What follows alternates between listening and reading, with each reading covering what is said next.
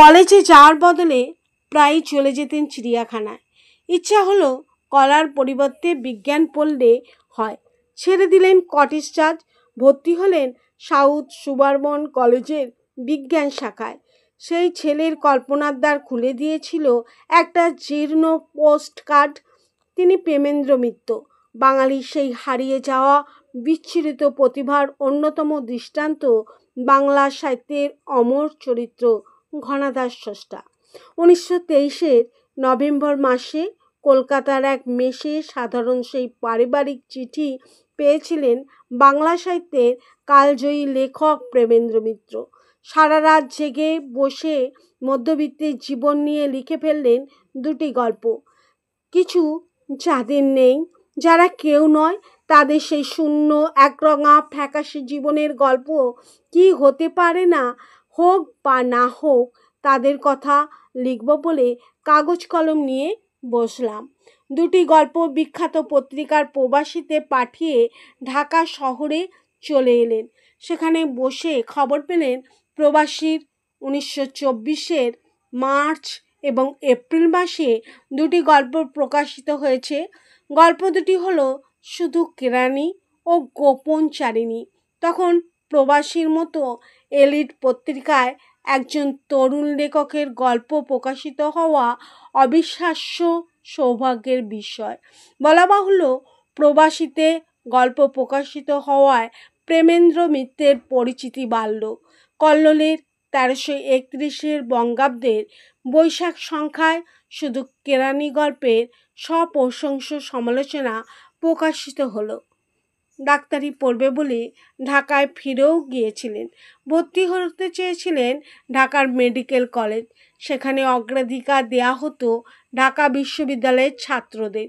প্রেমেন্দ্র মিত্র নাম থাকলো অপেক্ষমানদের তালিকায় ঢাকার জগন্নাথ কলেজের বিজ্ঞান বিভাগে। কলকাতা থেকে বাড়ি ভাড়ার টাকা আসতো, অর্থাভাব ছিল না। সাহিত্য চর্চায় উৎসাহ শামিত রেখে মনে দিয়েছিলেন প্রাতিষ্ঠানিক লেখাপড়ায়। ঢাকা শহর প্রেমেন্দ্রের হৃদয় জিতল। 1924 সালে তিনি বারবার কলকাতায় ছুটে এসেছেন সাহিত্য ও পত্রিকার টানে। কলকাতায় তখন সাহিত্যের প্রাঙ্গণে দীনেশরঞ্জন দাশ, কাজী নজরুল ইসলাম, শৈলজানন্দ মুখোপাধ্যায়, ধীরাজ ভট্টাচার্য, অচিন্ত্য কুমার সেনগুপ্তরা সবাই শিল্পে সাহিত্যে উৎসাহী এবং কোনো না কোনো পত্রিকার সাথে যুক্ত। সাহিত্য শহর কলকাতা ছেড়ে আবার ঢাকায় ফিরলেন, মন দিয়ে লেখাপড়া করবেন। কিন্তু বিপত্তি এলো। ছাত্রাবাসে ব্রিটেনের জাতীয় পতাকা উত্তোলন করা হতো, সেই কাজে তাকে ডাকা হলো। প্রেমেন্দ্র সহায়তা করতে অস্বীকার করলেন। অক্সফোর্ড মিশন কর্তৃপক্ষের কাছে এই অপরাধ ক্ষমার নয়, বিতাড়িত করা হলো তাকে। 1925 সালটি অবশ্য প্রেমেন্দ্র মিত্রের কলকাতায় প্রত্যাবর্তনের কাল। ফিরে যাওয়ার পরিকল্পনা থাকলেও ঢাকায় আর ফিরলেন না। বাল্যবন্ধুর প্রস্তাবে 19 টাকা বেতনে এক মাইনর স্কুলের সহকারী প্রধান শিক্ষকের চাকরি নিলেন। সাহিত্যচর্চা স্পন্দিত উষ্ণ বন্ধুত্বময় পরিবেশের টানে ও নিজের সাহিত্য প্রতিভার অমোঘ দাবিতে কলকাতায় থেকেই গেলেন শৈলজানন্দ মুখোপাধ্যায়, মুরারীধর বসু, কাজী নজরুল ইসলাম, সর্বোপরি অচিন্ত্য কুমার সেনগুপ্ত তখন তার নিত্যসঙ্গী। এই সময় তিনি খুব যে অর্থ উপার্জন করতে পেরেছেন এমন নয়, আর স্বভাবে ছিল এক ধরনের অস্থিরতা। মাঝে কিছুদিন ঝাঁঝা শহর থেকেছেন, আবার কিছুদিন পরে কাশীতে গিয়ে উঠেছেন। সেখানে সাহিত্য সংস্কৃতি চর্চার পরিবেশ চমৎকার। প্রেমেন্দ্র মিত্রের নাটক ও চলচ্চিত্রে আকর্ষণ ছিল। তিনি সহজেই ওই বন্ধু গোষ্ঠীতে মিশে গেলেন। কাশীতেই পরিচয় বাংলা ভাষা সাহিত্যের গবেষক দীনেশচন্দ্র সেনের পুত্র বিনয় সেনের সঙ্গে। তিনি কলকাতায় কাজ জোগাড় করে দেবার প্রতিশ্রুতিও দিলেন। কলকাতায় ফিরে প্রেমেন্দ্র মিত্র উঠলেন কল্লোল পত্রিকার কার্যালয়ে। যদিও কবি প্রেমেন্দ্র মিত্রকে প্রতিষ্ঠা দিয়েছে কালি কলমে, বরং কল্লোল তার কবিতা অত স্থান পায়নি। তিনি কাজ করেছেন কলকাতা বিশ্ববিদ্যালয়ে রামতনু লাহিড়ী রিসার্চ অ্যাসিস্ট্যান্ট পদে, বেতন ৭৫ টাকা। সেই সময়ে নিরিখে কম নয়। সেই কাজটি তিনি করতে পারেননি, ১ বছরের মধ্যে ছেড়েছেন। লেখক জীবনের পরিচিতি অবশ্য তিনি পেয়েছেন যখন তার বয়স ৩০ ছোঁয়নি।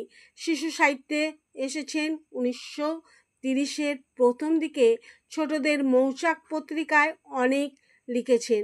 তার মশা গল্পের নায়ক ঘনাদাকে বাংলা সাহিত্যের কোনো পাঠক ভুলতে পারবেন না। যে একটা পয়সা খরচ করে না, মেসের ছেলেরা তার প্রিয় খাবার আর অফুরন্ত সিগারেটের যোগান দিয়ে চলে। বিনিময়ে তিনি গল্পও শোনান।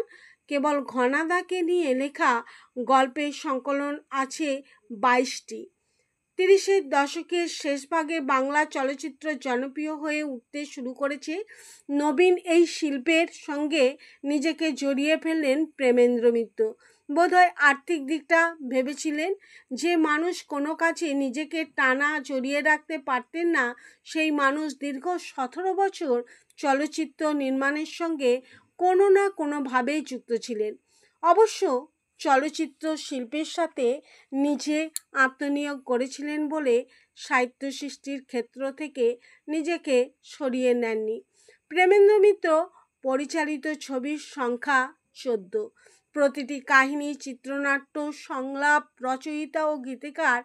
তিনি ৪০ ও ৫০-এর দশকে বাংলার খ্যাতনামা অভিনেতা অভিনেত্রীরা অভিনয় করেছেন।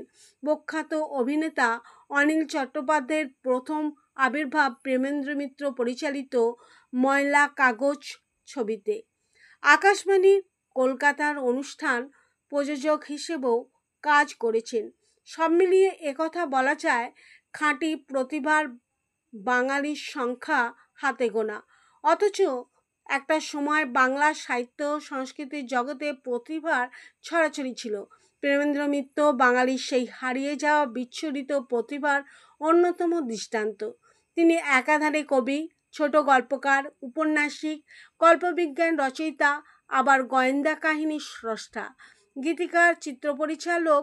জীবিকার তাগিদে অনেক কিছু করেছেন, কিন্তু এর মাঝে তিনি অজস্র লেখা লিখেছেন। লেখার মধ্যে সক্রিয়তা, আন্তরিকতা, সজীবতা অনুভব করে পাঠক, সমালোচক তার লেখা হৃদয়ের উপলব্ধি থেকে উৎসারিত। কবিতা, ছোট গল্প আর ছোটদের জন্য রচিত সাহিত্য যেখানে আছে, প্রেমেন্দ্র মিত্রের ধারাবাহিক শিল্পসার্থকতা ও প্রতিভার বিরল সমৃদ্ধির প্রমাণ।